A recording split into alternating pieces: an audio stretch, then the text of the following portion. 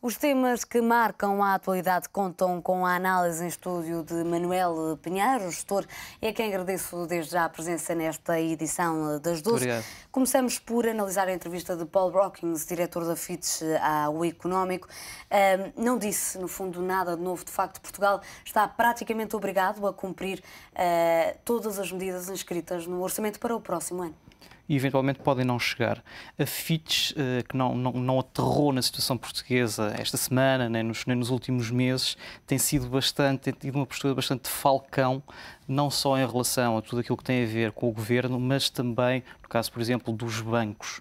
Aí de uma forma particularmente forte e causou uma reação também forte por parte de alguns receptores da notação da Fitch.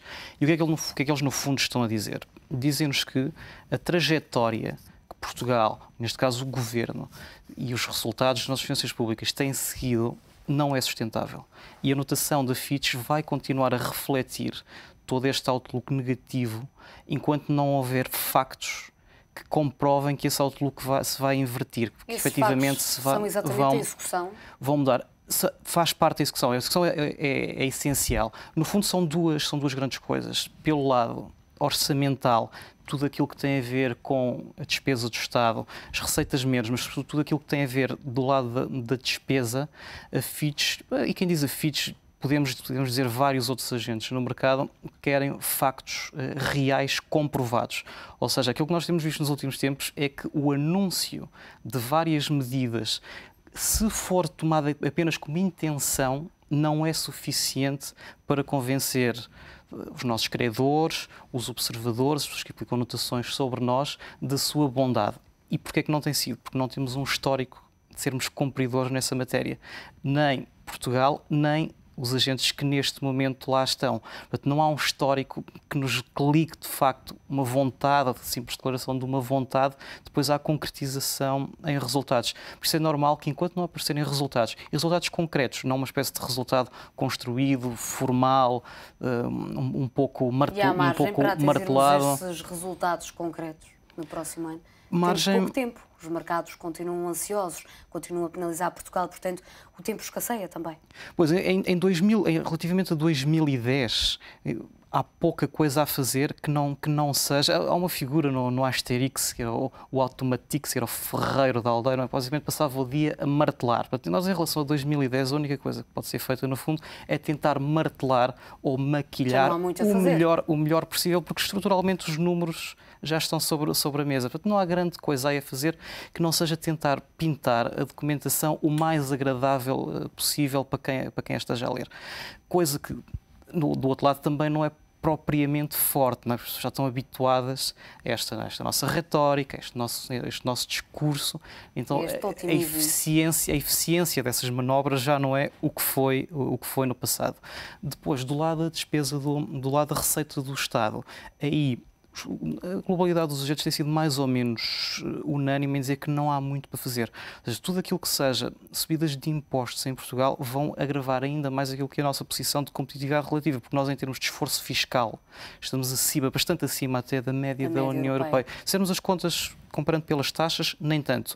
E esse é um argumento que tem sido utilizado para as subir, por quem as pode subir, mas por quem não quer que sejam subidas, nomeadamente por nós. Na minha opinião, não há.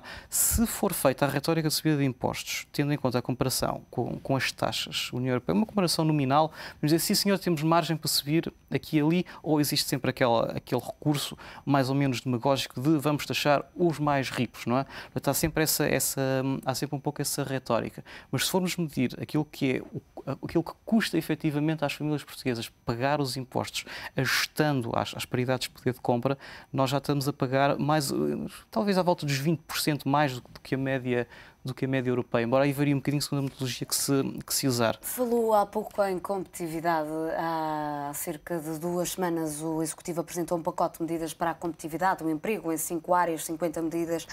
Curiosamente, o Brookings disse não acreditar que estas medidas sejam suficientes para alavancar a economia do país. Partilha desta opinião? Partilho, e algumas são suficientes para desalavancar essa mesma competitividade. poderão penalizar a no fundo, economia portuguesa. 50 medidas foram apresentadas. Não é? Isto é uma espécie de... uma expressão muito feliz, é o carpet bombing. Não é? Portanto, não há aquele bombardeamento por precisão, em que temos 3, 4, 5 bombas, por assim dizer, para colocar naqueles pontos-chave que sabemos que são importantes e vamos efetivamente fazer. Quando não fazemos a mínima ideia o que é que queremos atingir, vamos largar 50. Pode ser que alguma acerte onde faça algum impacto. Estava de facto perdido, sem conseguir precisar as áreas onde é fundamental atuar para reanimar a economia nacional. Eu acho que é um problema de narrativa séria por parte do Governo. Ou seja, estas medidas, a generalidade destas medidas, independentemente de serem boas ou más, podemos agora falar um pouco disso, mas independentemente de serem boas ou más, não saem de uma vontade genuína política do Governo. Vamos ver aquilo que era o programa de governo do Partido Socialista, vamos ver aquilo que eram mesmo intenções pós-eleições e não sai dessa narrativa estas medidas. Não batem certo. Portanto, estas medidas são um pouco a contragosto. Foi uma resposta às pressões externas, como disse uma vez a Ministra do Trabalho. Sim, e já este último PEC foi. E já estas últimas medidas o foram. Portanto, no fundo, o Governo está a governar a contragosto. Não gostava de fazer isto, não acha que isto seja sequer bom, mas falo a contragosto. Há depois uma outra narrativa política que acha que, sim, senhor, que devíamos estar a fazer isto e devíamos estar a fazer mais. Relativamente a este tema, para encerrarmos, Paul Rockins destacou ainda as previsões otimistas do Executivo, o cenário macroeconómico para o próximo ano de crescimento de 0,2%, quando a Fitch prevê uma contração da economia em 1%. De facto, cada vez mais estas previsões do Executivo são irrealistas.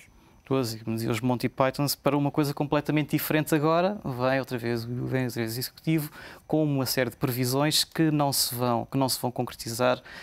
Não se concretizaram em 2010, provavelmente em 2011 a diferença não será tão grande face àquilo que foram os pressupostos em 2010, mas todo o nosso histórico tem sido assim. E porque é que também dá um pouco jeito ao Executivo fazer isso? Porque em termos de discurso público, permite-lhe apresentar um orçamento que tem como base alguns pressupostos macroeconómicos que permitem justificar algumas das coisas que faz. E então, em vez de mexer aqui na despesa ou ali na receita, não, mexe nos pressupostos macro, que é sempre mais difícil disputá-los, não é? Porque são agregados, são variáveis que custa um pouco mais disputá-las, mas eu acho que era muito importante. Isso não tem sido feito com a força que devia, que em termos do discurso público, este tipo de situações fosse de facto disputada e fosse alinhado aquilo que é o discurso do Governo com aquilo que são as previsões da maioria, quer de outros agentes em Portugal, por exemplo, o Banco de Portugal, ou outras agências internacionais. Fazemos agora uma curta pausa nesta conversa para introduzirmos outro tema. Até já. Até já.